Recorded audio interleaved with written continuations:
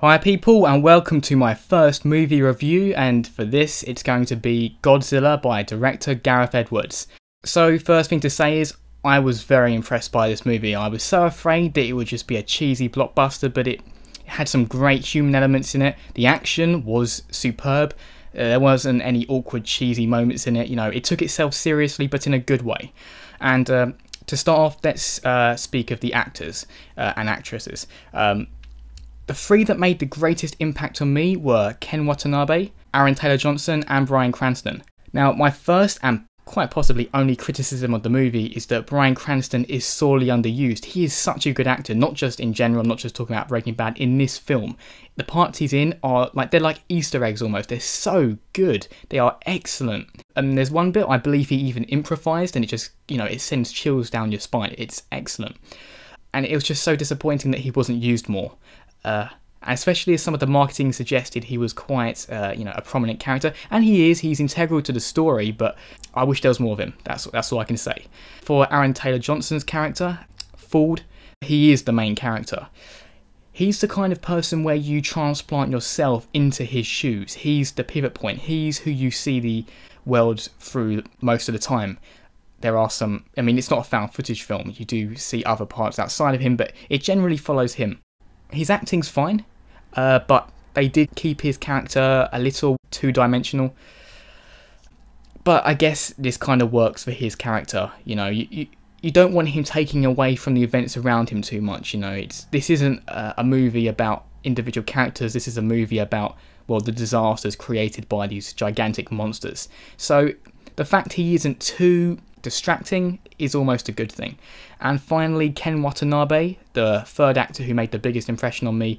I really liked him. He didn't say too much, but his facial expressions said more than words, I guess you can say. He also was the guy who kind of created the anchor for more of the deeper meaning within the film.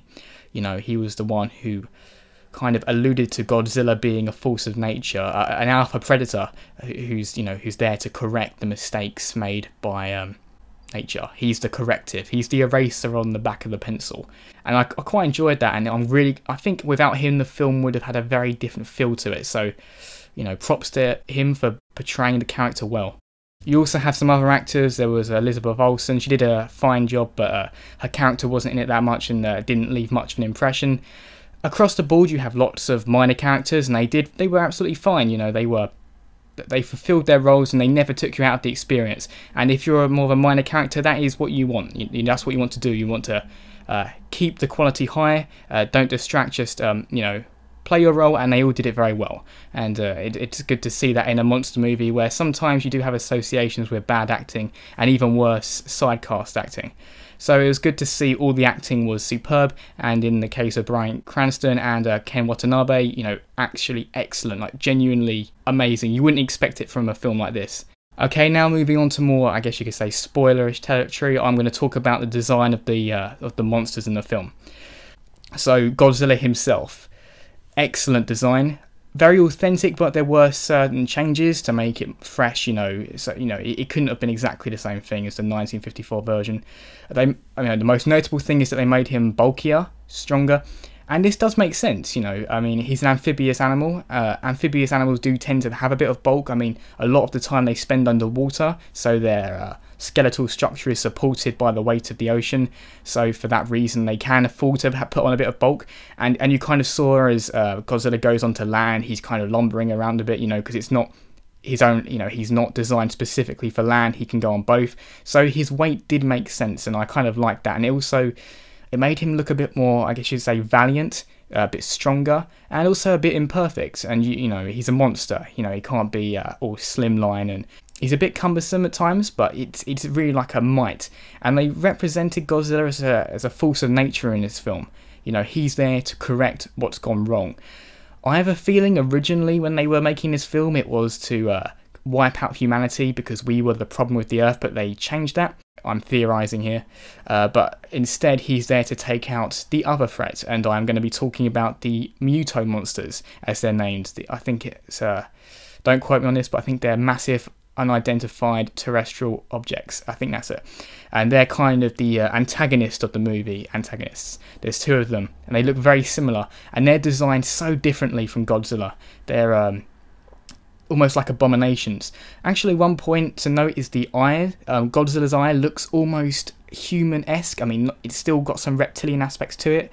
On the other hand, though, the Mutos have red eyes, and that kind of allows you to almost have an emotional attachment to Godzilla, because whether or not he's a hero is a little ambiguous, but with the Mutos there is no such bond, you know. They are quite simply evil, you have no attachment to them, you know, they are the bad guys of the film. But Godzilla, it's, well, you know, he does some things that aren't exactly heroic. I won't say what they are, but people do get hurt. I mean, when you're that big, you're going to step on someone. Let's just put it that way. But there are other times where he actually saves people, and you're not sure whether he did it on purpose or it was just coincidence. It's very difficult to actually tell whether or not he's a villain or a hero. I'd say definitely somewhere in between. I mean, is nature evil, or is nature just nature? It's the natural course. And I think this is going to be a talking point for a lot of people. Is Godzilla evil? Is he good?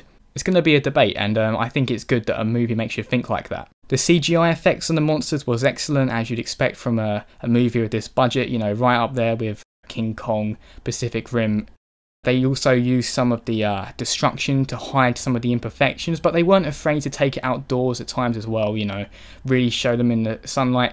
And they looked fine there as well, you know, even with all the light focused on them, they still look great, especially Godzilla. Now, while I don't think I should give this movie a rating, I will say who I think it's for and who I don't think it's for.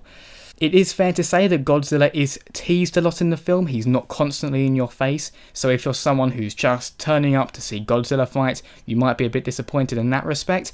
But if you're someone who just enjoys a good film, a well-made film, lots of suspense being a key word here, they really make good use of suspense, you're going to enjoy it. So I'd say the majority of people are going to like it. Only those who do not care about narrative at all, even though the narrative in this and the human element is good. I genuinely think it was good.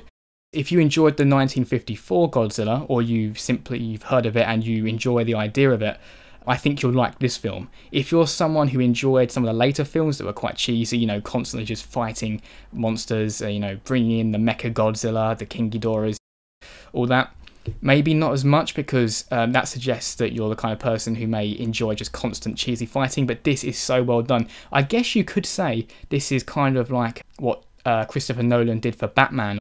It's that gritty, realistic edge. Actually, that's another thing, you know, so many of these disaster films can put some really awkward, cheesy comedy moments in, and I just hate that so much. It works in some films, like the Marvel films, because the superheroes are light-hearted at times, but when you try and put it in a disaster movie, it just comes off as awful, especially in some of the Transformers films where everyone's getting destroyed and then they're making some lame toilet humour joke.